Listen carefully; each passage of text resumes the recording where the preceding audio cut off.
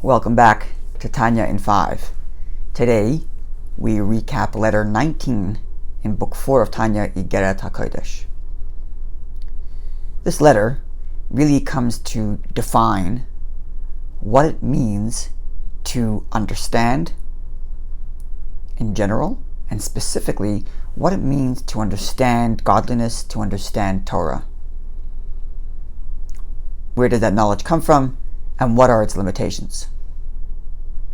To start, the Alter Rebbe begins with making a distinction between understanding versus seeing something. When a person understands something, it could be that he understands things that are in the abstract. He has rationalities for why something is or is not. But one cannot say that the person truly connects with that idea as if it were true and present, because it remains theoretical and abstract. But then there is when someone sees something, an event, or sees some sort of mechanics, then the truth of that item is engraved with the person because it is real to them. They saw it.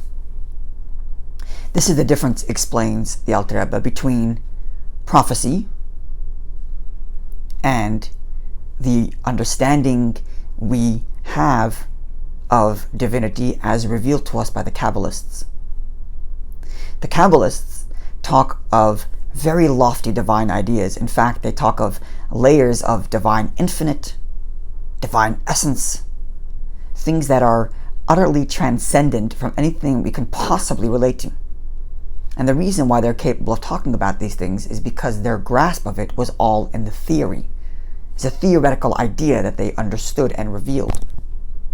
The prophets, however, even if they only connected with or prophesied about lower levels of godliness, but what they prophesied about and what was revealed to them in such a way that it was so true as if they saw it. Obviously, they weren't having visions with their physical eyes, it was their mind's spiritual eye, but nonetheless, their relationship with that truth is as real as if they saw it. We can use an analogy that's kind of similar to an analogy that the Alter Rebbe uses, which is the distinction between theoretical physics versus applied mechanics. The theoretical physicist discusses questions that are way loftier and way more abstract than anything the applied mechanic might deal with.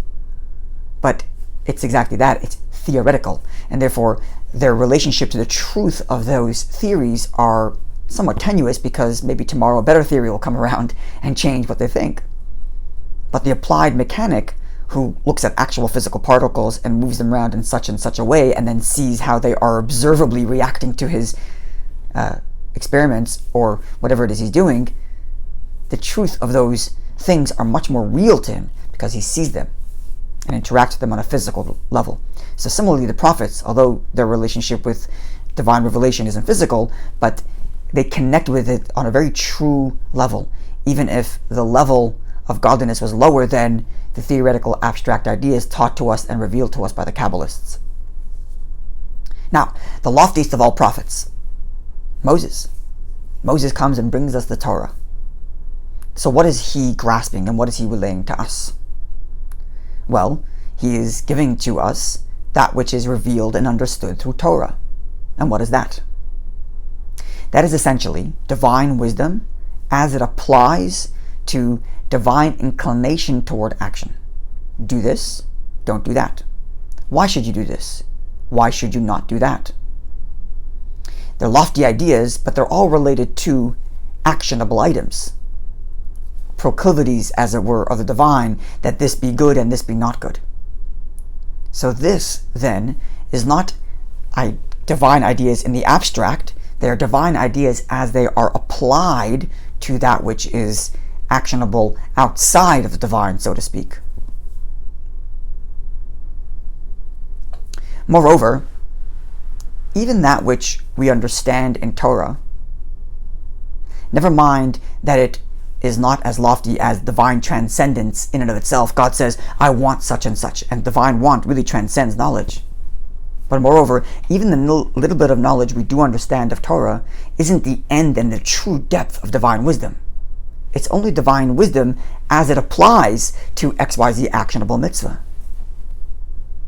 And that is where the leader of all prophets is able to connect to God on such a deep level that he can actually convey to us divine ideas in such a way that we can comprehend it and behave accordingly. Now, at the end of the letter, there is an added section in which the Alter Rebbe discusses a kind of analogy that will help us understand this idea of, a lofty idea that transcends into a lower space. And the analogy he uses is that of thought. So there's abstract thought, I just think ideas, and there are words that I use in my mind to think about those ideas. And then there is me thinking about how I want to speak about those ideas. Now, when I start to choose words in my thoughts about which I'm going to speak, it's a much lower level of thought than the words that I use in my thought just to tell myself the idea. So here you see how the end of one level, the end of my thought, the lowest level of my thoughts, thinking about how to speak, becomes the vehicle for the next level, my actual speech. So likewise, only the end of divine intelligence, divine transcendence, only the very, very tail end of that lofty divine ideas is invested into the next level, which is what we can understand and behave accordingly. Now, the takeaway from all of this is, if we are lucky enough to understand one tiny drop of Torah, we should be completely wowed and humbled at the opportunity that God granted us, mere mortals, to understand even anything of His divine wisdom. Because in truth, you're talking about divine wisdom. Why should a human being understand any of it? And if we are lucky enough to understand even a little bit of Torah, wow, what a gift. We've been granted the ability to understand divinity, even if it's only the tiniest amount. Looking forward to seeing you when we conclude Letter 20.